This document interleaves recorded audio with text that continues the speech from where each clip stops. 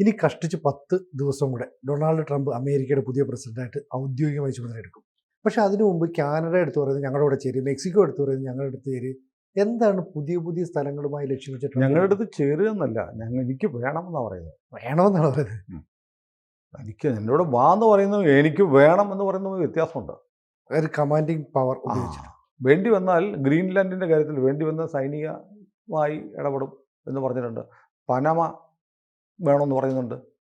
Suess canal, Panama എന്ന് പറയുന്ന രാജ്യത്തിൻ്റെയാണ് canal. അത് ഞങ്ങൾക്ക് വേണം, സൂയിസിന് ബദലായിട്ട് പനാമ വേണമെന്ന് പറയുന്നുണ്ട്. അപ്പോൾ ട്രംപ് ഇങ്ങനെ പറയുന്നത്. അപ്പോൾ ഞാൻ ഒരു ചെറിയ ആൾക്ക് എന്താ ട്രംപിന് വട്ടാണെന്ന് തോന്നുന്നു. ഒരു ചെറിയ കണക്ക് ഞാൻ പറയാം. ഇപ്പോൾ 51ാമത്തെ സ്റ്റേറ്റായിട്ട് കാനഡ മാറണം എന്ന് പറയുന്നു. അപ്പോൾ കാനഡയും അമേരിക്കയും കൂടെ ചേർന്നാൽ മൊത്തത്തിലുള്ള ഭൂവിസ്തൃതി 19.5 മില്യൺ സ്ക്വയർ കിലോമീറ്റർ ആവും. വലിയ രാജ്യമാവും. 19.5 മില്യൺ ചതുരശ്ര കിലോമീറ്റർ ഉള്ള രാജ്യമായി അമേരിക്ക മാറും കാനഡയോടെ ചേർന്നാൽ. അപ്പോൾ അതിനകത്തൊരു കാര്യമുണ്ട്. ലോകത്തിലെ ഏറ്റവും വലിയ രാജ്യം ഏതെന്നറിയോ? റഷ്യയാണ്. സോവിയറ്റ് യൂണിയൻ ആയിരുന്നു USSR. അത് പഴയ ലോകത്തിലെ ഏറ്റവും വലിയ രാജ്യം. അത് പിന്നെ വിഘടിച്ച് പോയതിന് ശേഷവും റഷ്യയാണ് ലോകത്തിലെ ഏറ്റവും വലിയ രാജ്യം. യൂറോപ്പിലും ഏഷ്യയിലുമായി വ്യാപിച്ച് 2 വൻകരകളിൽ വ്യാപിച്ച് കിടക്കുന്ന ഏക രാജ്യം USSR ആയിരുന്നു. ഇപ്പോൾ റഷ്യയാണ്. അപ്പോൾ റഷ്യയുടെ വിസ്തൃതി എത്രയെന്നറിയാമോ? 17 മില്യൺ ചതുരശ്ര കിലോമീറ്ററേ ഉള്ളൂ.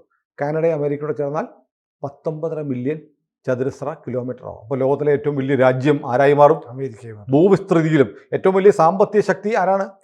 അമേരിക്കയാണ്. അപ്പോൾ ഏറ്റവും വലിയ രാജ്യം ഏതാണെന്ന് ചോദിച്ചാൽ അത് റഷ്യയാണെന്ന് ഇപ്പോൾ പറയേണ്ടത്. അത് മാറിയിട്ട് അമേരിക്കയാണ്. Make America great again. അമേരിക്കയെ വീണ്ടും മഹത്താക്കുക എന്നുള്ളതാണ് ഒരു ലക്ഷ്യം. രണ്ടാമത്തെ നോക്കാം. 25 ട്രില്യൺ ഡോളറാണ് അമേരിക്കയുടെ GDP. കാനഡയ്ക്ക് 2.1 ആണ്. ഇത് രണ്ടും കൂടെ ചേർന്നാൽ 26.6 ട്രില്യൺ ആവും. ഇപ്പോൾ മൂന്നാമത്തെ സാമ്പത്തിക ശക്തി ആരാണെന്നറിയാമോ? ഇപ്പോൾ ചൈനയാണ്. ചൈനയുടെ സാമ്പത്തിക GDP 17.9 ആണ്. അപ്പോൾ പിന്നെയും ഒരുപാട് മുകളിൽ നിൽക്കും ആര്? അമേരിക്ക.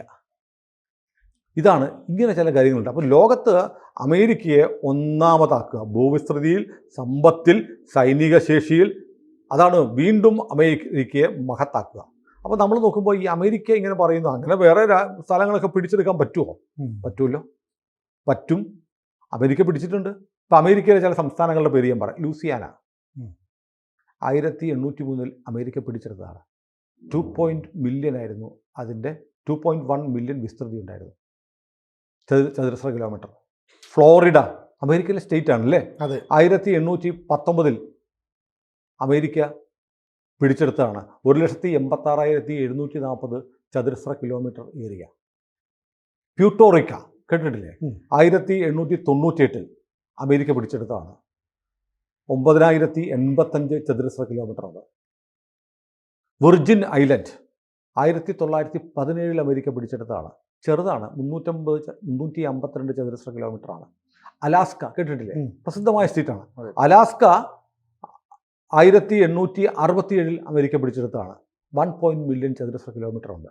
അതുകൂടാതെ അമേരിക്കയ്ക്ക് ഒരു 16ഓളം ഇൻസുലാർ ഏരിയ ഉണ്ട്. ഇൻസുലാർ ഏരിയ എന്ന് പറഞ്ഞാൽ അവിടുത്തെ മരിയാന 1986 മരിയാന ഐലൻഡ്സും ഇൻസുലാർ ഏരിയ ആയിട്ട് മാറ്റി. എന്ന് പറഞ്ഞാൽ രാജ്യത്തിൻ്റെ ഭാഗമല്ല, എന്നാൽ അവിടുത്തെ കാര്യങ്ങളൊക്കെ തീരുമാനിക്കുന്നത് അമേരിക്കയാണ്. ഇനി കോമ്പാക്ട് ഓഫ് ഫ്രീ അസോസിയേഷൻ, കോഫ എന്ന് പറഞ്ഞൊരു മേഖലയുണ്ട് അമേരിക്കയ്ക്ക്. രാഷ്ട്രീയ സ്വാതന്ത്ര്യം ഉണ്ട്, പക്ഷേ സാമ്പത്തികമായും അവർക്ക് മെച്ചമുണ്ട്. പക്ഷേ അമേരിക്കയുടെ ഭാഗമായിരിക്കും. അവർക്ക് അവരുടെ കാര്യങ്ങളൊക്കെ അവർക്ക് സ്വതന്ത്രമായിട്ട് തീരുമാനിക്കാം. അമേരിക്ക സമ്പത്ത് കൊടുക്കും, പക്ഷേ അമേരിക്കയുടെയാണ്. ഇപ്പം ഭൂട്ടാൻ രാജ്യമില്ലേ, ഭൂട്ടാൻ സ്വതന്ത്ര രാജ്യമാണ്. പക്ഷെ അവിടുത്തെ സൈനിക കാര്യങ്ങളൊന്നും, അവിടുത്തെ സൈന്യം രാജ്യത്തിൻ്റെ സുരക്ഷ നോക്കുന്ന ആരാണ്? ഇന്ത്യയാണ്. എന്നു പറയുന്നത് പോലെ മൈക്രോനേഷ്യ, മാർഷൽ ഐലൻഡ്, പാലു, ഇങ്ങനെ തുടങ്ങിയ രാജ്യങ്ങൾ കോമ്പാക്ട് ഓഫ് ഫ്രീ അസോസിയേഷൻ, കോഫ എന്ന പേരിൽ അമേരിക്കയുടെ ഭാഗമായിട്ടുണ്ട്. അപ്പോൾ അമേരിക്ക നേരിട്ട് ഭരിക്കുന്ന രാജ്യങ്ങൾ, അമേരിക്ക പിടിച്ചെടുത്തത് അമേരിക്കയുടെ സാമന്ത രാജ്യങ്ങൾ പോലെയുള്ള പ്രദേശങ്ങൾ ലോകത്തെമ്പാടത്തുമുണ്ട്. അപ്പോൾ ഇതുകൊണ്ടാണ് ഈ തരത്തിലുള്ള ഒരു കാര്യമാണ് ട്രംപ് ആഗ്രഹിക്കുന്നത്. ട്രംപ് ഇപ്പോൾ പറയുന്നത് ഈ ഗൾഫ് ഓഫ് മെക്സിക്കോ ഉണ്ടല്ലോ, ഉം. അതിന് ഗൾഫ് ഓഫ് അമേരിക്ക എന്ന് പേര് മാറ്റണം. മെക്സിക്കോയോട് പണ്ടേ ട്രംപിന് ഇഷ്ടമല്ല. ഉം. മെക്സിക്കോയുടെ, അതായത് അത് പറഞ്ഞപ്പോഴത്തേക്കാണ് മെക്സിക്കോയുടെ പ്രസിഡന്റ് ക്ലൗഡിയ ഷിൻബോ ഇതിന് മറുപടി കൊടുത്തു. ഒരു മാപ്പ് അങ്ങോട്ട് പ്രസിദ്ധീകരിച്ചു മെക്സിക്കോ പ്രസിഡന്റ്. എന്നിട്ട് ആ മാപ്പിനകത്ത് Texas, Arizona, Nevada, New Mexico, California, ഇതെല്ലാം പണ്ട് മെക്സിക്കോയുടെ ഭാഗമായിരുന്നു. ഇതെല്ലാം ഞങ്ങൾക്ക് തന്നേരും, ഞങ്ങളൊരു കാര്യം ചെയ്യാം, ഇത് മെക്സിക്കൻ അമേരിക്ക എന്ന് പുതിയൊരു രാജ്യം ഉണ്ടാക്കാം എന്ന് ഇവർ കളിയാക്കി. ഈ കളിയാക്കൊക്കെ അങ്ങനെയൊക്കെ കളിയാക്കുന്നതൊക്കെ രാഷ്ട്രീയമായ മറുപടിയാണ്. പക്ഷേ ട്രംപ് തുനിഞ്ഞിറങ്ങിയാൽ എന്ത് ചെയ്യും? ഇപ്പോൾ നോക്കൂ, 2016 ട്രംപ് മുമ്പ് പ്രസിഡന്റ് ആയിരുന്നപ്പോൾ നിരവധി തവണ മെക്സിക്കോയുടെ ഏറ്റുമുട്ടിയിട്ടുണ്ട്. അതിർത്തി സുരക്ഷ, താരിഫ്, ഇറക്കുമതി, ഇതിലൊക്കെ ഉടക്കായിരുന്നു. എന്നിട്ട് എന്ത് ചെയ്തു? നിങ്ങളുടെ അതിർത്തി കൂടെ നിങ്ങളുടെ ആളുകൾ മുഴുവൻ ഞങ്ങളുടെ രാജ്യത്തേക്ക് നുഴഞ്ഞു കയറുകയാണെന്ന് പറഞ്ഞ് 724 കിലോമീറ്റർ നേരത്തിൽ മെക്സിക്കോയിൽ എന്തുണ്ടാക്കി? മതിൽ കെട്ടി. വേലിയല്ല, മതിൽ, വാളുണ്ടാക്കി. വാളുണ്ടാക്കിയിട്ട് പറഞ്ഞു, ഇതിൻ്റെ കാശെട് എന്ന് പറഞ്ഞു. ഞങ്ങളുണ്ടാക്കി, നിങ്ങൾ അവിടെ അതിർത്തിയിൽ കാര്യമായി നോക്കാത്തത് കൊണ്ട് നുഴഞ്ഞു കയറ്റം ഉണ്ടാവുന്നു, അതുകൊണ്ട് ഞങ്ങൾ മതിൽ പണിയും, കാശ് ഇങ്ങോട്ട് തരണം എന്ന് പറയുന്നു. അപ്പോൾ US-ൻ്റെ ഒരു മൂന്നാമത്തെ കോസ്റ്റായിട്ടാണ് ഗൾഫ് ഓഫ് മെക്സിക്കോ അറിയപ്പെടുന്നത്. വളരെ തന്ത്രപ്രധാനമായി അമേരിക്ക കാണുന്ന ഒരു കോസ്റ്റൽ ഏരിയ ഉണ്ട്. അതുകൊണ്ടാണ് മെക്സിക്കോ വേണമെന്ന് പറയുന്നത്. ഇങ്ങനെ പേര് മാറ്റലൊക്കെ സാധ്യമാണോ എന്ന് ചോദിച്ചാൽ, നോർത്ത് അമേരിക്കയിലെ ഏറ്റവും വലിയ കൊടുമുടിയുടെ പേര് ദനാലി ആയിരുന്നു. അത് ട്രംപിൻ്റെ കാലത്ത് മൗണ്ട് മക്കിൻലി എന്ന് മാറ്റിയിരുന്നു ട്രംപ്. പേര് മാറ്റലൊക്കെ ചെയ്തിട്ടുണ്ട്. ഇപ്പോൾ ട്രംപിൻ്റെ പ്രസ്ഥാനം വന്ന ഉടനെ ജോർജിയയിലെ റെപ്രസെൻറ്റേറ്റീവായിരുന്ന മർജോറി ടെയ്ലാൻ ഗ്രീൻസ് തൻ്റെ ഓഫീസിനോട് പറഞ്ഞു, ഒരു ബില്ല് റെഡിയാക്ക്, ട്രംപ് വന്ന ഉടനെ പാർലമെൻറ്റിൽ അവതരിപ്പിക്കണം, എന്നിട്ട് എന്ത് ചെയ്യണം? മെക്സിക്കോയുടെ പേര് മാറ്റണം എന്ന് നിയമം കൊണ്ടുവരാൻ വരെ ട്രംപിൻ്റെ അനുകൂലികൾ തയ്യാറായി കഴിഞ്ഞു.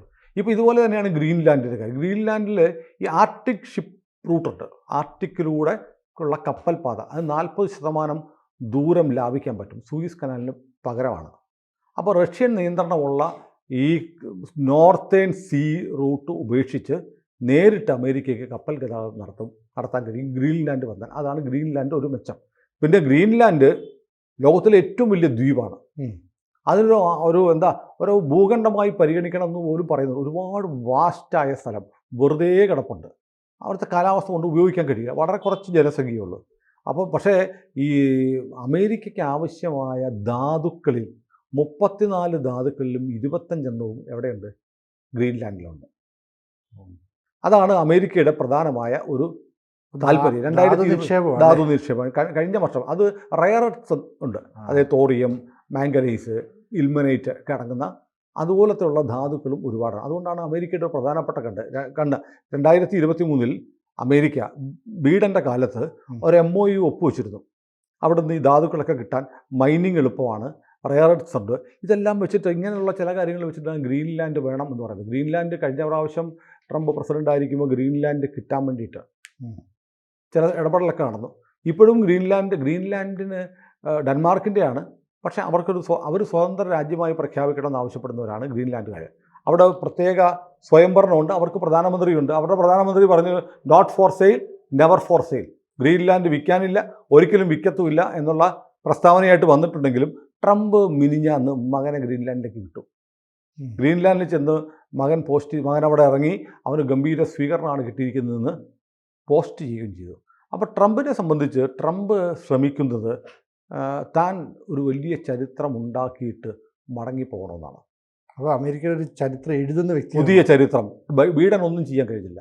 ട്രംപിനെ സംബന്ധിച്ച് ലാസ്റ്റ് ചാൻസാണ്. അമേരിക്കൻ ഭരണഘടന അനുസരിച്ച് ഒരാൾക്ക് 2 തവണ പ്രസിഡന്റ് ആകാൻ കഴിയുള്ളൂ. ട്രംപ് ഇറങ്ങിപ്പോകുമ്പോൾ അമേരിക്കയെ വീണ്ടും മഹത്തായ രാജ്യമാക്കിയ, മേക്ക് അമേരിക്ക ഗ്രേറ്റ് അഗെയിൻ ആക്കിയ പ്രസിഡന്റ് എന്നുള്ള ഖ്യാതി വരണം. പിന്നെ മറ്റൊരു കാര്യം കൂടിയുണ്ട്, ഇതിനകത്തൊരു ആഭ്യന്തര പൊളിറ്റിക്സ് കൂടെ ഉണ്ടെന്നാണ് അന്താരാഷ്ട്ര തലത്തിൽ വിലയിരുത്തുന്നത്. ട്രംപിൻ്റെ വിജയത്തിന് വേണ്ടി ഈ മേക്ക് അമേരിക്ക ഗ്രേറ്റ് അഗെയിൻ മൂവ്മെൻറ്റുകാർ ഒരുപാട് ശ്രമം നടത്തിയത്. അവരാണ് വലിയ തോതിൽ ട്രംപിന് വേണ്ടി അഭയാർത്ഥികൾക്കെതിരായ പ്രശ്നം, മുസ്ലിം വിരോധമൊക്കെ ആളിക്കത്തിച്ച് ക്യാമ്പയിൻ നടത്തിയത്. പക്ഷേ അവർക്കൊരു പരാതിയുണ്ട്. അവിടുത്തെ H-1B വിസയുടെ കാര്യത്തിൽ ഒരു പ്രശ്നമുണ്ട്. ഇന്ത്യക്കാർ വന്നിട്ട് അവിടുത്തെ ജോലിയെല്ലാം കൊണ്ടുവന്നു. ഞങ്ങളുടെ ആളുകൾക്ക് ജോലി കിട്ടുന്നില്ല, തദ്ദേശീയത, അങ്ങനെ ഒരു മണ്ണിൻ്റെ മക്കൾ വാദം ഉയർന്നു വരുന്നുണ്ട്. അപ്പോൾ അതൊരു ചെറിയൊരു തലവേദന. അപ്പോൾ H1B വിസയുടെ കാര്യത്തിൽ ഇവരെ പിണക്കാനും വയ്യ, അമേരിക്കയ്ക്ക് ഇന്ത്യ അടക്കമുള്ള രാജ്യങ്ങളെ അവരെയും പിണക്കാൻ വയ്യ. കാരണം നമ്മുടെ ഒരു വർക്ക് ഫോഴ്സാണ്. അതെ, കുറഞ്ഞ ചെലവിൽ അമേരിക്കക്കാർക്ക് കൊടുക്കുന്ന അത്രയും പൈസ കൊടുക്കണ്ട ഇന്ത്യക്കാരവിടെ പണിയെടുക്കുമ്പോൾ നമ്മൾ വലിയ ഹാപ്പിയാണ്. അപ്പോൾ ഇതൊരു വലിയ ആഭ്യന്തരം, തൻ്റെ കൂടെയുള്ള ആളുകളുടെ ഒരു കലഹം ഉണ്ടാകുമ്പോൾ അതിനെ മറികടക്കാൻ വേണ്ടി ഈ വിവാദം തമസ്കരിക്കാൻ വേണ്ടി ഗ്രീൻലാൻഡ് വേണം, പനാമ വേണം, പിന്നെ ഏതാണ് മെക്സിക്കോ വേണം, കാനഡ വേണം എന്നൊക്കെ പറയുമ്പോൾ ഇത് അതിൽ മുങ്ങിപ്പോവും. ഇവരുടെ പരാതിക്ക് പരിഹാരമായി പുതിയ ഭൂവിഭാഗങ്ങൾ നമുക്ക് കിട്ടുകയാണ്. അപ്പോൾ കൂടുതൽ തൊഴിലവസരങ്ങൾ കാനഡയിൽ കണ്ട 20 ലക്ഷത്തോളം തൊഴിലവസരങ്ങൾ ഇനിയും ഫില്ല് ചെയ്യാനുണ്ട് കാനഡയിൽ. കാനഡ കൂടെ 51ാമത്തെ സ്റ്റേറ്റായിട്ട് അമേരിക്കയിൽ വന്ന അമേരിക്കക്കാരുടെ ഈ പരാതി തീർന്നു. അതെ. അപ്പോൾ ഇതിനുള്ള മറുകൃത്യം കൂടി മറുവഴി കൂടിയാണോ ട്രംപ് ആലോചിക്കുന്നതെന്ന് വിലയിരുത്തുന്നുണ്ട്. ഏതായാലും ട്രംപിനെ സംബന്ധിച്ച് ട്രംപ് അമേരിക്കയുടെ ചരിത്രത്തിലെ ഏറ്റവും കരുത്തനായ പ്രസിഡന്റ് ആയിരുന്നു എന്ന് തെളിയിക്കാനുള്ള നീക്കങ്ങൾ വളരെ കൃത്യമായി നടത്തുന്നു എന്നാണ് നമുക്കിപ്പോൾ മനസ്സിലായി വരുന്നത്. ഒരു കാര്യം കൂടി എന്ന് പറയുന്നത്, ഇപ്പം അമേരിക്കയിലെ ജനസംഖ്യ കുറഞ്ഞു വരുന്നുണ്ട്. അപ്പോൾ കാനഡ എന്ന് പറയുന്ന രാജ്യം കൂടെ അമേരിക്കയുടെ കൂട്ടിച്ചേർത്താൽ ഏതാണ്ട് ജനസംഖ്യ 35 to 38 കോടി വരെയാവും. അപ്പോൾ ഈ പറയുന്ന ലോകത്തെ ഏറ്റവും വലിയ രാജ്യവും അതിനനുസരിച്ചുള്ള ജനസംഖ്യയും കൂടി ആവും. ജനസംഖ്യയിൽ ഒരു കാരണവശാലും ഇന്ത്യയും ചൈനയും അല്ല, അവർക്ക് അതുകൊണ്ടാണ് ഞാൻ ആ കണക്ക് പറയുന്നത്. ജനസംഖ്യ കൂടിയപ്പോൾ കാനഡയുടെ കാര്യത്തിൽ കാനഡയും ഗ്രീൻലാൻഡും നോക്കുന്നത് അതുകൊണ്ടല്ല, ആ ഭൂപ്രകൃതി കൂടിയാണ്. ഒരുപാട് ഭൂമി പാഴായി കിടക്കുകയാണ്, ഉപയോഗിക്കുക. അമേരിക്ക ഒരുപാട് പേർക്ക് താമസിക്കാനുണ്ട്. കാനഡയുടെ 10-20% മാത്രമേ ആളുകൾ താമസിക്കുന്നത്, ബാക്കി മുഴുവൻ ഉപയോഗശൂന്യമായി കിടക്കുന്നത് ചേർന്ന സ്ഥലങ്ങളിലേക്ക്. അതാണ് അത്തരം പ്രശ്നം. അപ്പോൾ ഒരുപാട് ഭൂവിസ്തൃതി ഉള്ള രാജ്യമാണ് കാനഡ. എന്നാൽ ജനസംഖ്യ തീരെ കുറവാണ്. അതുകൊണ്ട് 20 ലക്ഷത്തോളം ആളുകൾക്ക് ഇനിയും വിസ കൊടുക്കാൻ കാനഡ തയ്യാറാവുന്നത് അതുകൊണ്ടാണ്. കാനഡയിലേക്ക് സർവാത്മന എല്ലാവരെയും സ്വാഗതം ചെയ്യുന്നത് അതുകൊണ്ടാണ്. അപ്പോൾ ഇത്തരം പ്രദേശങ്ങളിലൂടെ കിട്ടിയാൽ ഭൂവിസ്തൃതി കൂടും. കാനഡയിൽ നിലവിലുള്ള തൊഴിലവസരങ്ങൾ കൂടി അമേരിക്കക്കാർക്ക് ഉപയോഗിക്കാൻ കഴിഞ്ഞാൽ നിലവിൽ മേക്ക് അമേരിക്ക ഗ്രേറ്റ് അഗെയിൻ മൂവ്മെൻറ്റിലുള്ള ആളുകൾക്കുള്ള പരാതികൾ പരിഹരിക്കാനും കഴിയും. ഇന്ത്യ അടക്കമുള്ള രാജ്യങ്ങളിൽ നിന്നുള്ള വർക്ക് ഫോഴ്സിനെ തടയാതിരിക്കാനും കഴിയും. അപ്പോൾ ഏതായാലും വളരെ ടാക്റ്റിക്കലായിട്ടുള്ള ഒരു നിലപാടാണ് അമേരിക്ക എടുക്കുന്നത്. പക്ഷേ അമേരിക്ക പതുക്കെ ചൈന എടുക്കുന്ന നിലപാടുണ്ടല്ലോ, പുതിയ ഭൂപ്രദേശങ്ങൾ പിടിക്കുക, ടിബറ്റ് പിടിച്ചു, തായ്വാൻ പിടിക്കാൻ പോകുന്നു എന്നൊക്കെ പറയുന്ന പോലെ ഭൂവിസ്തൃതി കൂട്ടിക്കൊണ്ടിരിക്കുക എന്നുള്ളത് ചൈനയുടെ ഒരു ലൈനാണ്. നമ്മുടെ സിക്കിം അവരുടെയാണെന്ന് പറഞ്ഞു, അരുണാചൽ അവരുടെയാണെന്ന് പറയുന്നു എന്നൊക്കെ പറയുന്ന ഒരു ലൈനിലേക്ക് പതുക്കെ അമേരിക്കയും മാറുകയാണ്. ഭൂവിസ്തൃതി കൂടുക, അമേരിക്കയുടെ കൈകൾ നീട്ടിക്കൊണ്ടു പോവുക. ഇതിൽ സന്തോഷിക്കുന്ന ഒരാളുണ്ടെങ്കിൽ അത് നെതന്യാഹു ആയിരിക്കും. കാരണം നെതന്യാഹു ചേട്ടൻ ചെയ്യുന്ന വഴിയെ ചെയ്യാം. ചേട്ടൻ പോയി കാനഡ പിടി, ഞാൻ പോയി സിറിയ പിടിച്ചോളാം. അമേരിക്കയ്ക്ക് പിന്നെ ഒന്നും പറയാനും പറ്റൂല. ഞാൻ ചെയ്തുകൊണ്ടിരിക്കുന്ന പണി സിനു ചെയ്താൽ പിന്നെ എനിക്ക് സിനുവിനെ കുറ്റം പറയാൻ പറ്റുമോ? അപ്പോൾ ഏതായാലും ചേട്ടനും അനിയനും കൂടെ ലോകം ഒരു വഴിക്കാക്കാനുള്ള നീക്കങ്ങൾ നടക്കുകയാണ്. ഏതായാലും 10 ദിവസം കൂടെ കഴിയുമ്പോൾ ട്രംപ് അധികാരത്തിലേക്ക് വരികയാണ്. ട്രംപിൻ്റെ ഇനാഗുറേഷന് വേണ്ടി നമുക്ക് കാത്തിരിക്കുക. അന്ന് 5 പ്രധാനപ്പെട്ട കാര്യങ്ങളിൽ ഒപ്പുവെക്കുമെന്നൊക്കെ ട്രംപ് പറഞ്ഞിട്ടുണ്ട്. ഏതായാലും നമുക്ക് ട്രംപിനെ പ്രതീക്ഷാപൂർവ്വം കാത്തിരിക്കാം. ട്രംപ് എവിടൊക്കെ പിടിക്കുമെന്ന് കണ്ടറിയാം. കൂടുതൽ വാർത്തകളും വിശേഷങ്ങളും നിങ്ങളിലേക്ക് എത്താൻ ABC മലയാളം സബ്സ്ക്രൈബ് ചെയ്യുക, ബെൽ ബട്ടണും അമർത്തുക.